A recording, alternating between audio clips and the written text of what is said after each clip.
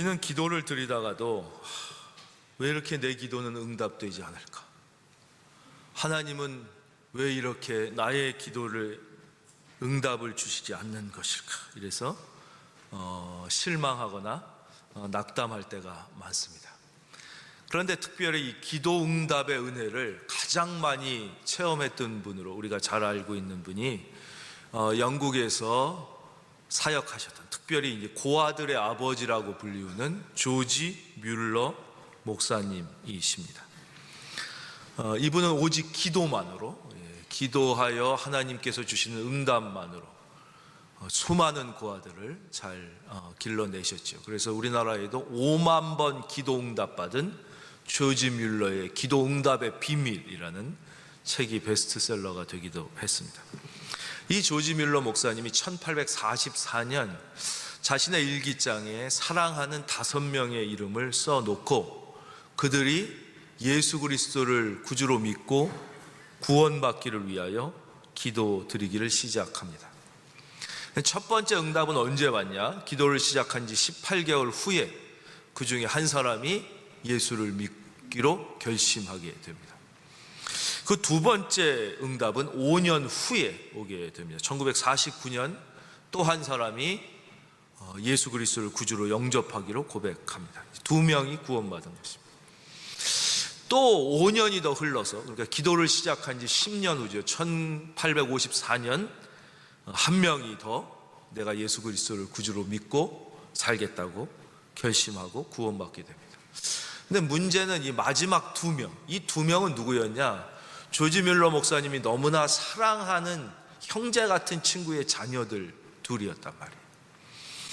근데 이들은 끝까지 복음을 거부하고 받아들이질 않는 거였습니다. 결국 시간은 계속 흘렀고 이제 조지 뮬러 목사님은 마지막 이제 큰 병이 드셔서 천국에 갈 날을 남겨놓고 있었습니다. 결국 이제 2명이 구원받지 못한, 그 기도의 응답을 받지 못한 그런 결과처럼 보여졌습니다. 목사님이 마지막 그 병든 몸을 이끄시고 올라가서 이제 마지막 설교를 하게 됩니다. 마지막 설교를 했는데 그 자리에 그 중 한 자녀가 와 있다가 그 조지 뮬러 목사님의 마지막 설교를 듣고 내가 예수 믿어야겠구나. 나에게도 반드시 죽음 끝이 있을 텐데 내가 후회하지 않기 위하여 예수를 믿어야겠다. 그래서 마지막 응답이 마지막 설교에서 오는 거예요. 근데도 이제 조지 뮬러 목사님이 돌아가셨는데도 끝까지 마지막 한 명은 복음을 거부하고 받아들이지 않았습니다. 그 마지막 기도 응답을 못 받은 것처럼 보였죠. 그런데 이 한 사람이 나중에 조지 뮬러 목사님이 돌아가시고 장례식이 다 끝난 후에 한 이야기를 듣습니다. 조지 뮬러 목사님이 자네의 구원을 위하여 마지막까지 그렇게 애타하시다가 돌아가셨다. 그 이야기를 듣고 이 사람의 마음에 감동이 왔습니다. 그분이 얼마나 나를 사랑하셨으면 마지막까지 나의 구원을 위하여 저렇게 애타하시다가 돌아가셨을까? 그 이야기를 듣고 그 마지막 한 명조차 이제 예수 그리스도를 믿기로 결심하고 이제 교회에 나와 구원받는 역사. 그래서 이분은 그 이후에 죽을 때까지 복음을 증거하면서 살았는데 이렇게 꼭 얘기했다고 그래요. 여러분의 믿음의 기도는 반드시 응답받습니다. 바로 내가 조지 뮬러 목사님의 마지막 증거 그 자체입니다. 그랬더니 조지 뮬러 목사님의 기도 응답의 마지막 증거 그 자체입니다. 그러니까 여러분 실망하지 마시고 하나님 앞에 기도의 제단을 잘 쌓으셔서 응답받는 은혜가 있기를 바랍니다. 오늘 말씀 1절입니다. 19장 1절. 아볼로가 고린도에 있을 때 바울이 윗지방으로 다녀 에베소에 와서 어떤 제자들을 만나 드디어 이제 사도 바울의 3차 전도 여행이 시작됩니다. 이게 어디서 시작돼요? 안디옥에서 시작되죠. 그러니까 안디옥은 참 놀라운 곳이에요. 1차 전도 여행도 안디옥 교회에서 시작되고 2차 전도 여행도 안디옥 교회에서 시작되고 3차 전도 여행도 안디옥 교회에서 시작돼요. 바로 이 안디옥 교회는 어떤 곳이냐? 영적인 위로와 재생산이 이루어지는 것이에요. 그래서 1차 전도여행 끝나고 그 지친 육신과 영혼을 가지고 돌아오면 여기서 다시 영혼이 재생되는 거예요. 재생돼서 힘을 얻고 2차 나가고, 2차를 타고 또 이 지쳐오면 이 영적으로 재생돼서 또 3차를 나가게 되는 것이죠. 바로 저는 우리 교회가 그런 영적인 재생의 장소가 되기를 바랍니다. 교회가 그런 곳이죠. 그래서 우리가 주의를 지키면 두 가지 복을 받게 되는데, 하나는 축복이고 또 하나는 회복의 복을 받게 돼요. 한번 따라할까요? 축복과 회복. 바로 우리가 주의를 지킬 때, 주일은 우리의 영적인 재생산이 이루어지는 곳이에요. 교회. 또 하나, 한 곳이 더 있습니다. 이 안디옥 교회 같은 곳이 한 곳이 더 있는데, 그곳이 바로 가정입니다. 가정. 이 가정이 세상에 나와서 예수의 이름으로 살다가, 그렇죠? 세상과 싸우다가 지친 그 영혼과 육신을 가지고 가정에 돌아왔을 때, 가정은 그 영혼과 육체에 쉼을 주고 회복을 주고, 그래서 재생시키는 곳이 가정이에요. 그래서 가정에서 막 너무 모든 걸 가르치려고 그러고, 이렇게 하라고 그러고 저렇게 하라고 그러고 잘하라고 그러는 것은 사실 좋은 가정이 아니에요. 그 가정은 왔을 때 그 세상에 나가 믿음으로 살다가 지친 육신과 영혼이 가정에 오면 늘 편안함을 얻어야 돼요. 편안함을 얻고 쉼을 얻어서 새 힘을 얻을 수 있는 것이, 그것이 성경적 가정이 되는 것이죠. 여러분의 모든 가정이 이런 가정이 될지어다. 그것이 가정이에요. 근데 아볼로가 여기 나오죠. 19장 1절 아볼로. 이 아볼로는 지난 시간에 아주 예수님에 대하여 잘 알고 용기도 있고 지식도 있고 담대하게 복음을 전하던 분이었어요. 근데 이분의 한계가 있었어요. 이분의 결정적인 한계가 무엇이었냐? 이 진짜 복음의 깊은 진리까지를 경험하지 못한 채 요한의 세례에 머물러 있었다는 거예요. 그가 일찍이 주의 도를 배워 열심으로 예수에 관한 것을 자세히 말하며 가르치나 요한의 세례만 알따름이라고 그랬어요. 그가 요한의 세례에 머물러 있었던 것이에요. 그러다가 이제 브리스길라와 아굴라를 통해서 그 성경의 복음의 깊은 진리인 성령에 대하여 깨닫고 이 성령의 임재를 경험한 다음에 이 아볼로는 완전히 새로운 믿음, 차원이 달라지는 것이죠. 도약, 믿음의 도약을 이루게 됩니다. 즉 권능 있는, 그 전까지는 나의 힘으로 복음을 전했지만 이제는 내 힘이 아니라 성령의 힘으로 이제 복음을 전하게 되는, 완전히 달라지는 것이죠. 그렇게 돼서 이제 복음을 그리스 남부 아가야로 가서 복음을 전하게 되고, 마침내 이제 고린도로 또 와서 복음을 전하게 됩니다. 그때 사도 바울은 어디에 있었느냐? 아볼로가 고린도에서 복음을 전할 때 그 윗지방이, 거기가 갈라디아와 부르기아 지방입니다. 그 윗지방에서 복음을 전하다가 에베소까지 오게 됩니다. 19장 1절. 이 에베소는 성경에 매우 중요한 장소이죠. 이 에베소는 유럽이 아니라 아시아예요. 아시아의 이제 중심 도시, 그러니까 중심 신앙의 교회가 쓰는 곳이 에베소예요. 사도 바울은 이 에베소에서 무려 3년이 넘게 머물면서, 그러니까 사도 바울의 모든 생애를 통해 한 군데에서 가장 오래 말씀을 가르친 곳이에요. 그래서 여기서 두란노 서원을 세우고 거기서 매일 성경을 가르친 거예요. 매일 성경을 가르치고 주일은 예배드리고 이렇게 했어요. 근데 이제 사도 바울이 이 에베소에 와가지고 어떤 제자들을 만났어요. 제자는 누구냐? 예수 그리스도를 믿고 따르는 사람을 제자라고 그래요. 그러니까 우리가 예수님을 믿으면 어떻게 되냐? 믿음으로 예수님을 믿으면 우리가 신분이 바뀌어요. 즉 죄의 종, 세상의 자식에서 하나님의 자녀, 하늘나라의 왕자와 공주로 우리의 신분에 이제 순간적이고 획기적인 변화가 일어나는 거예요. 다 영접하는 자, 곧 그 이름을 믿는 자에게는 뭐예요?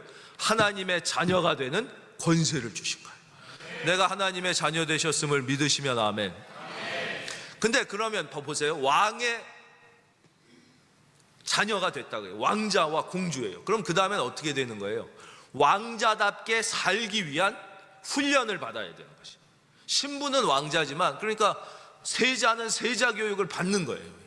공주는 공주의 교육을 받는 거예요. 마찬가지로 이제 하나님의 자녀가 된 우리는 예수 그리스도를 닮아가기 위해, 예수 그리스도가 하나님의 첫 아들이신 거잖아요. 그렇죠? 예수 그리스도의 장성한 분량에까지 자라나는 것이 우리 모두 신앙인의 목적이요 목표예요. 그러기 위해서 이제 예수님을 배우는 거예요. 예수님처럼 되려고 훈련받는 것, 이것을 제자 훈련이라고 그러는 것이. 그래서 우리는 예수님을 믿는 순간 신분의 변화를 받아 하나님의 자녀가 되고, 또 거기에 머무르는 게 아니라 이제 자녀다운 자녀가 되기 위하여 예수님을 따라 배워요. 이런 사람을 이제 제자 이렇게 표현하는 것입니다. 그러니까 이 사람들은 예수님을 분명히 믿는 사람이었다는 거예요. 에베소에 와서 예수님을 믿는 사람들을, 예수님을 따르고 배우려고 하는 사람들을 만났는데, 뭔가 이 사람들에게서 사도 바울이 충분치 못한, 그러니까 믿기는 믿는데 뭔가 진짜 믿음이 아닌 것 같은 것을 느낀 것이죠.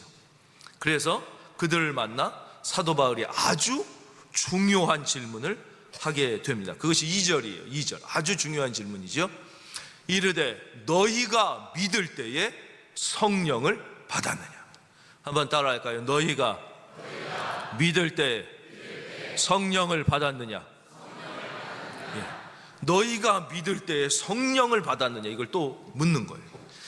여기에는 아주 두 가지 중요한 성경의 진리가 요 한 질문에 담겨져 있어요. 그럼 뭐냐? 첫째, 성령은 아무나 받을 수 있는 게 아니라는 거예요. 성령 받고 싶다고 누구나 받을 수 있는 게 아니에요. 성령을 받기 위해서는 반드시 전제 조건이 필요해요. 그게 뭐냐? 예수님을 믿어야 된다. 그러니까 예수님을 믿는 사람에게만 성령이 임하는 것이지, 와, 뭐 어떤 권능이나 능력을 보고 나도 저런 능력 있게 싶다. 그럼 왜 능력이 있습니까? 성령을 받았기 때문입니다. 그러니 나도 성령을 받아야 안 된다는 거예요. 반드시 먼저 예수 그리스도를 믿고 구원받은 하나님의 자녀에게만 주어지는 것이 성령이라는 거예요. 첫째. 두 번째는 또 무엇이냐? 두 번째는 예수를 믿어도 그러나 성령을 못 받을 수도 있다는 것이. 예수를 믿기는 믿지만, 이 사람들이 지금 제자 아니야. 예수님을 믿는 사람이잖아. 그러니까 12 사도들도 보면 예수님을 3년 동안 따라다니고 예수님을 믿었지만 그들이 오순절 그날 아니고는 성령을 못 받은 거예요. 그렇죠? 그러니까 이 말씀 속에는 두 가지가 있는데, 첫째, 성령은 아무나 받을 수 있는 것이 아니라 반드시 예수님을 믿는 사람만 성령의 임재를 경험할 수 있다. 두 번째, 예수를 믿기는 믿어도 성령의 임재를 경험하지 못한 신앙에 머물러 있을 수 있다는 것이. 오늘 이제 이 설교를 들으시면서, 야, 또 성령이구나. 이건 정말 나랑 별로 관계도 없고 재미도 없고 실감도 안 나는데 왜 이 질문이 이렇게 중요하냐? 이 성령이 얼마나 왜 중요하길래 오늘도 사도 바울이 또 너희가 믿을 때에 성령을 받았느냐? 이게 바로 오늘 나에게 하시는 이게 하나님의 질문이라는 거예요. 이게 바로 사도 바울을 통하여 그때 그 믿는 자들에게 하셨던 이 질문은 바로 이 시간 오늘 나에게 하시는 하나님의 질문이에요. 왜냐? 성령을 받지 못하면 기독교 신앙은 단순히 이론에 불과하기 때문입니다. 이건 이론이에요. 그냥 이것은 능력이 아니고 실제가 아니고 이론이에요. 성령을 체험하지 못한 사람에게는 기독교 신앙은 하나의 종교에 불과한 거예요. 모든 종교들이 어때요? 훌륭한 성인의 가르침을 우리가 깨달아 아는 것이잖아요. 근데 믿음은 그게 아니에요. 바로 오늘 지금 살아서 우리와 동행하시며 우리의 인생에 개입하시고, 할렐루야. 그래서 우리가 하나님의 열심이란 찬양을 부르면 은혜를 받아요. 하나님의 열심이 뭐예요? 나의 인생에 실질적으로 개입하시는 하나님의 사랑을 하나님의 열심이라고 하는 거예요. 나의 열심으로 이루리라, 이게 뭐예요? 하나님의 사랑이 성경이나 저 하늘나라에 있는 게 아니라 나의 인생에 실제적으로 간섭하시고 개입하셔서 나의 삶의 변화를 일으켜주시는 하나님의 사랑, 그게 하나님의 열심이라는 거예요. 하나님의 열심. 그래서 다시 말씀드리지만 이것은 아주 절대적인 신앙의 핵심 요소인 것이에요. 깊은 진리. 그래서 우리는 예수를 믿어 구원받게 되지만 성령의 임재를 통해 능력을 받게 되는 것이에요. 그럼 예수님이 약속하신 이 성령은 무엇이냐 하는 거예요. 성령은 우리에게 새로운 생명과 권능을 주시는 하나님의 영을 이제 성령이라고 그러는 거예요. 성령을 아주 쉽게 표현하면 하나님의 영, 예수님의 영이라고 그랬어요. 그 다음 3절입니다. 그러니까 이 사람들이 성령이 계심도 우리는 듣지 못했다고 그러니까 사도 바울이 이제 다시 묻죠. 그래? 그럼 너희는 도대체 무슨 세례를 받았느냐 그런 거예요. 그러면 너희가 무슨 세례를 왜냐 세례가 뭐예요? 세례는 바로 죄사함과 구원의 시작을 의미하는 가장 중요한 거예요. 세례는 뭐예요? 내가 신앙을 고백하는 거죠. 신앙을 고백해서 내가 예수님을 나의 구주로 믿습니다. 신앙을 고백해서 죄사함을 받고 그때부터 어떻게 돼요? 구원이 시작되는 거예요. 그래서 요한의 세례는 다시 말로 하면 회개의 세례, 죄 씻음의 세례, 구원의 시작이라고 그랬어요. 구원의 시작. 그러니까 요한의 세례를 받았다는 거. 이 똑같아요. 지난 시간에 말씀 아볼로가 어때요? 아주 훌륭하지만 그가 일찍이 주의 도를 배워 열심으로 예수에 관한 것을 자세히 말하며 가르치나 요한의 세례만 알따르며 이들도 그랬다는 거예요. 대답하되 요한의 세례니라. 그러니까 회개해서 죄 용서 받고 구원받은 그 구원의 시작에 아직 머물러 있었던 것이죠.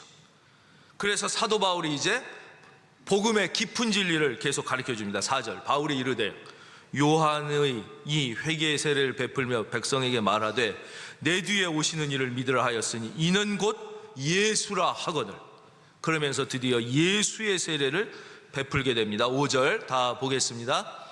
다 함께 우리가 한 마음으로 읽겠습니다. 시작. 그들이 듣고 주 예수의 이름으로 세례를 받으니 그들이 들었어요. 여기서 들었다는 것은 귀로만 들었다는 게 아니에요. 순종했다는 것을 뜻하는 것이. 은혜는 순종할 때 임하는 것이. 여러분 하나님의 말씀에 순종하기를 바랍니다. 뭐라고 성경이 말씀해요? 믿음은 들음에서 나며 들음은 예수의 말씀으로 말미암느니라. 그러니까 하나님의 말씀을 들을 때 그것을 순종하는 거예요. 순종. 찬송가 얘기 하나 해드릴까요? 오늘 우리가 부른 찬송 있죠? 새 찬송가 382장. 너 근심 걱정 말아라. 주 너를 지키리. 주 날개 밑에 거하라. 주 너를 지키리. 주 너를 지키리. 아무 때나 어디서나 주 너를 지키리. 늘 지켜주시리. 조영남도 아니면서 막 틀리게 부른다고. 이거를 이제 이 곡이 이제 어떻게 생겼냐면 원래 W 마틴이라는 목사님이 계셨어요. 근데 이 목사님이 어느 교회에서 저녁 예배에 설교 부탁을 받으셨어요. 근데 그날 아침부터 사모님이 막 고열에 시달리기 시작하는 거예요. 막 열이 막 펄펄 끓으면서 너무 아주 위험하게 된 거죠. 그래서 이 목사님이 안 되겠다. 그때 막 지금처럼 뭐 앰뷸런스가 있고 이럴 때가 아니니까 내가 옆에서 우리 집사람을 간호해야지. 이거 내가 설교하러 갔다가 큰일 나면 어떡하냐. 그래가지고 이제 그 설교를 못 하겠다. 내가 집사람이 이렇게 아파가지고 이제 취소를 하려고 그랬다는 거예요. 그때 그 옆에 있던 그 어린 아들이 아빠한테, 목사인 아빠한테 얘기했다는 거예요. 아버지, 하나님께서 어머니를 지켜주시려면 아버지가 설교하러 가도 지켜주실 것이고 여기 있어도 지켜주실 것 아닙니까? 만약에 안 지켜주신다면 아버지가 여기 있다고 어머니가 나음을 받을 수 있겠습니까? 그러니까 얼마나 많은 분들이 지금 아버지를 통하여 하나님의 말씀을 들으려고 거기서 기도하며 기다리고 계실 텐데 아버지는 가셔서 말씀을 전하시는 것이 하나님의 뜻인 것 같습니다. 근데 이 아버지가 그 아들의 말을 들은 거예요. 왜냐? 아들의 얘기지만 이게 하나님의 뜻이 분명하니까.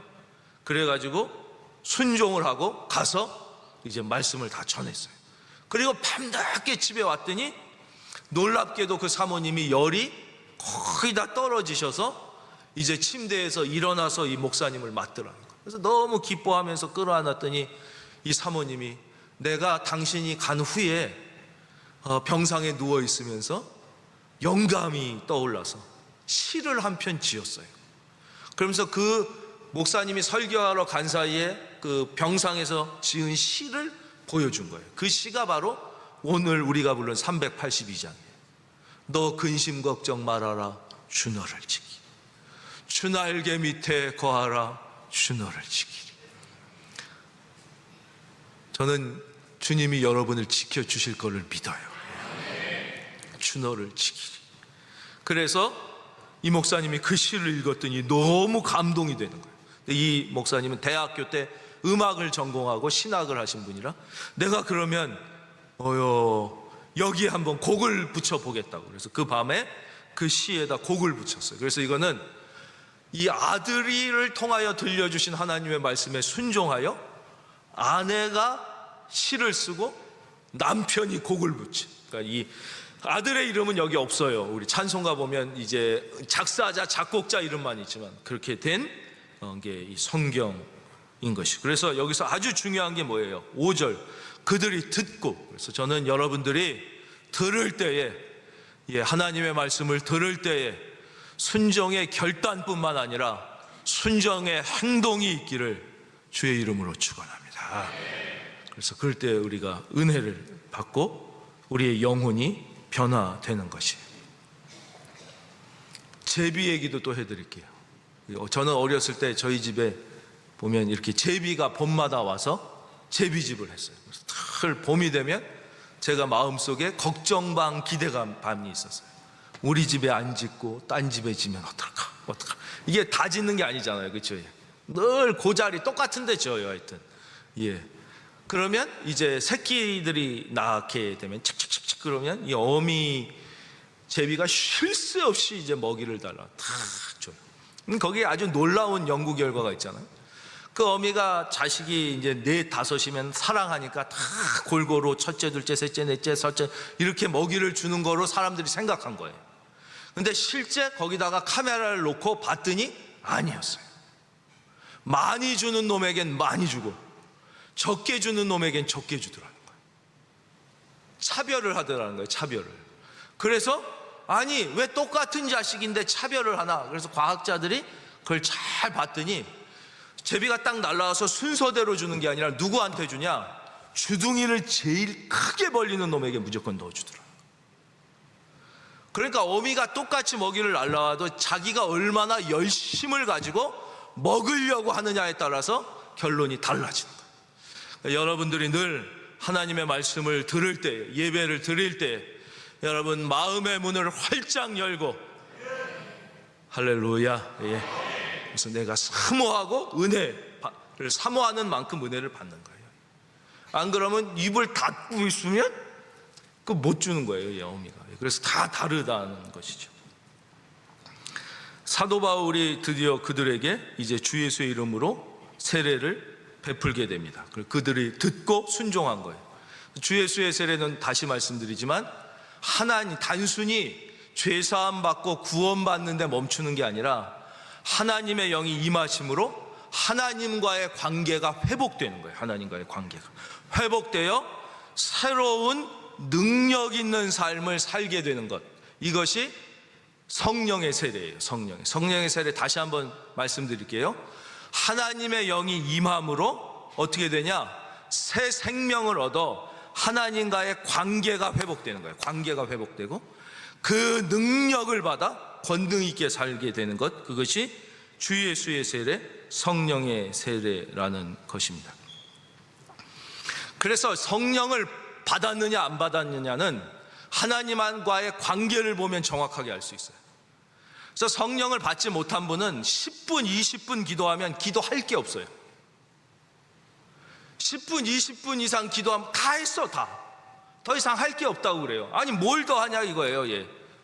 근데 다른 사람이랑은 1시간, 2시간도 밥 먹으면서 얘기하고 차 마시며 얘기하고 술 마시며 얘기하고 여자들은 전화로도 1시간씩 얘기한다.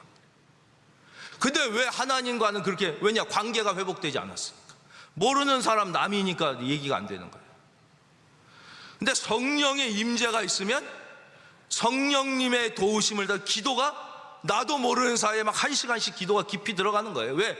관계가 회복됐으니까. 우리 사랑하는 연인이랑 있을 때 막 1시간, 2시간 막 금방 가고 얘기하잖아요. 벌써 시간이 이렇게 돼서 그러는 거예요. 그러나 부부싸움하고 이혼 직전에 관계가 깨져봐요. 그 사람 말 한마디만 들어도 기분 나쁘니 대화가 안 되는 거예요. 꼭 필요한 얘기만 하는 거죠. 양육비줘 뭐 이렇게 하는 거. 그렇죠? 예. 우리도 똑같잖아요.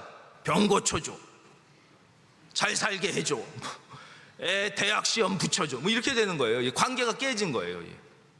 밥 줘, 뭐 이런 거 이렇게 되는 거예요. 집에 들어가. 왜냐? 부부간의 관계가 깨졌어요. 관계가 회복되면 부부끼리 계속 아무것도 없어도 계속 대화가 되는 거예요. 계속 끊임없이. 그래서 이 성령의 임재, 이 예수의 세례는 하나님과의 관계가 회복되는 거예요. 관계가 회복돼서 여러분들의 기도의 능력을 받기를 주 예수의 이름으로 축원합니다. 그래서 이 성령을 받은 아주 중요한 특징 중에 하나가 방언과 예언이에요. 6절 보십시오. 바울이 그들에게 안수하며 성령이 그들에게 임하심으로 방언도 하고 예언도 한다. 방언이 무엇이에요? 언어의 능력을 받는 거예요. 언어의 능력, 영적 언어의 능력. 우리가 언어를 배워야 돼요. 예를 들면 최고의 지식인 박사도 사랑의 언어를 못 배운 사람은 부인과 자녀와 대화가 잘 안 돼요. 그렇게 지식이 많아요. 사랑의 언어를 배워야 돼요. 그렇죠? 그리고 의학을 하려면 내가 아무리 항공우주학의 최고 권위자라도 의학 전문 용어를 몰라요. 왜냐하면 의학 용어를 배워야 돼요. 이 방언은 바로 영의 언어인 것이에요. 영의 언어. 방언은. 그래서 방언을 우리가 그냥 들을 땐 그럴 수 있잖아요. 저게 뭐야? 랄랄랄랄랄랄랄. 따따따따따따. 이게 누가 못하냐? 무슨 방언. 나도 하겠다. 야. 뭐 이상하게 무슨 랄랄랄라 그리고 따따따 그리고. 그렇게 느낄 수도 있지만 그게 그냥 내가 랄랄라 따따따 하는 것과 성령의 임재로 하는 것은 완전히 다른 거예요. 그래서 완전히 이것은 먹어보면 맛을 아는 샘표 간장과 똑같은 거예요. 성령의 임재를 경험한 사람은 알게 되는 것이에요. 이 예언은 뭐 여러 번 말씀드렸지만 하나님의 뜻을 대언하는 것을 예언이라고 하는 거예요. 선지자, 예언자, 그건 뭐냐, 무당처럼 점치는 게 아니라 하나님의 뜻을 받아서 전달하는 것, 그것을 이제 예언이라고 합니다. 그래서 이들이 이제 예언을 받게, 이제 방언, 성령을 받아서. 두 번째, 이 성령이 임하시면 하나님과의 관계가 회복될 뿐만 아니라 권능을, 그러니까 우리가 예수 믿어도 내 힘으로 전도하면 이 힘들어서 못해요. 얼마 전도하다가 지쳐 나가 떨어집니다. 내 힘으로 예수를 열심히 믿으려고 그러면 나가 떨어져요. 힘들어요. 그런데 이 성령님이 임하시면 내 힘이 아니라 성령의 힘으로 하게 되는 것이에요. 성령의 힘. 그래서 우리는 늘 어떻게 해야 되냐? 성령님을 인정해야 돼요. 우리가 제일 싫어하는 게 뭐예요? 무시당하는 거잖아요. 무시. 내가 무시당했다고 생각하면 그렇게 기분 나쁠 수가 없어요.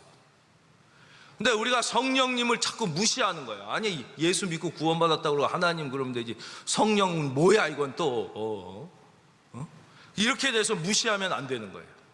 반드시 성령님을 인정하고, 그 다음에 그 성령님을 환영하고, 마지막으로 우리가 이제 성령 받은 분이 성령의 임재를 이미 체험하는 분들의 문제 가운데 하나는 뭐냐?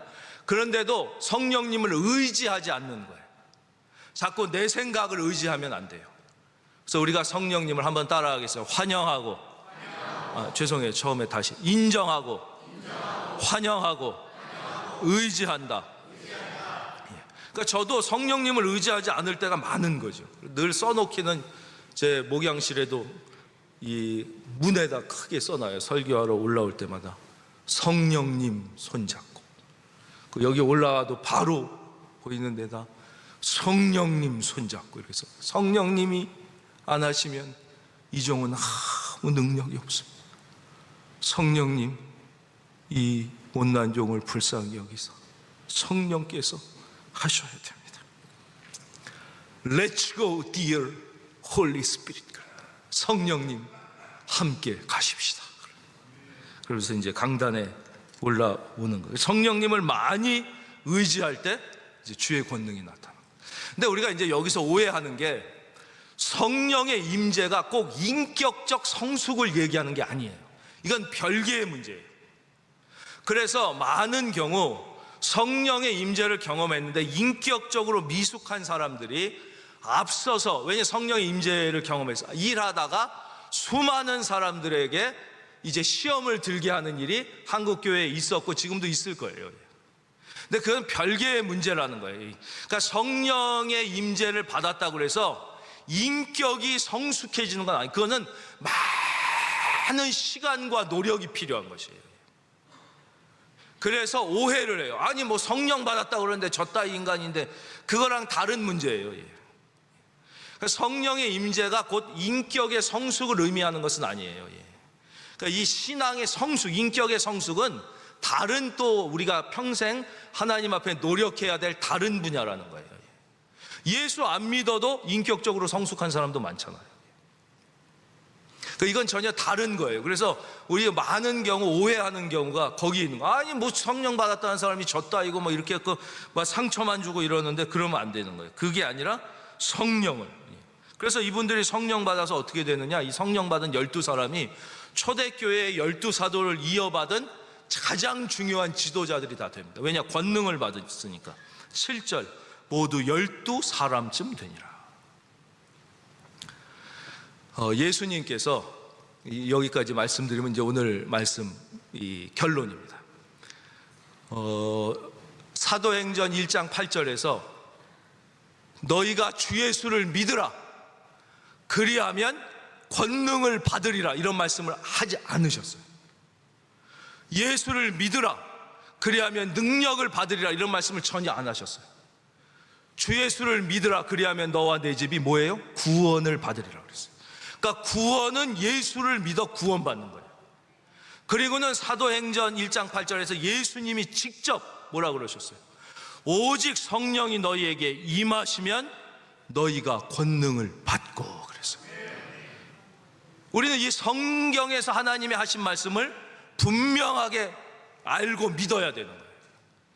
주 예수를 믿으면 능력을 받는다는 말씀을 전혀 안 하셨다니. 주 예수를 믿으면 구원을 받는 거예요. 구원을. 그러나 능력은 오직, 그 앞에 오직이란 단어가 있어요. 오직. 사도행전 1장 8절 보겠습니다. 오직, 다른 방법이 없다는 거예요. 오직 성령이 너희에게 임하시면 너희가 권능을 받는 거예요. 오직. 따라하겠습니다. 오직 성령이. 그래서 다시 말씀드리지만 구원은 예수 믿어 구원받고 성령의 임재를 통하여 우리가 권능, 그래야 내 힘으로 하면요 힘들어서 못합니다. 신앙생활이 내 힘으로 하면 전도도 하다가 지치고, 봉사도 하다가 지치고, 설교도 하다가 지치고, 목회도 하다가 지치고, 힘들어서 끝까지 할 수가 없어요. 사도 바울이 어떻게 이 3차 마지막까지 사도 베드로가 끝까지 달려갈 수 있었니? 이거는 인간의 능력이 아니라 성령의 능력으로 이들이 그렇게 할 수 있었던 것이죠. 그래서 여러분 모두 이 성령님을 인정하고 환영하고, 우리 많은 분들 이 성령님을 의지해야 돼요. 내 생각과 내 판단이 아니라 늘 내 안에 임재하신 성령님을 의지하여 구원만 받는 게 아니라 하나님 기뻐하시는 능력 있는 삶 다 사시기를 주의 이름으로 축원합니다.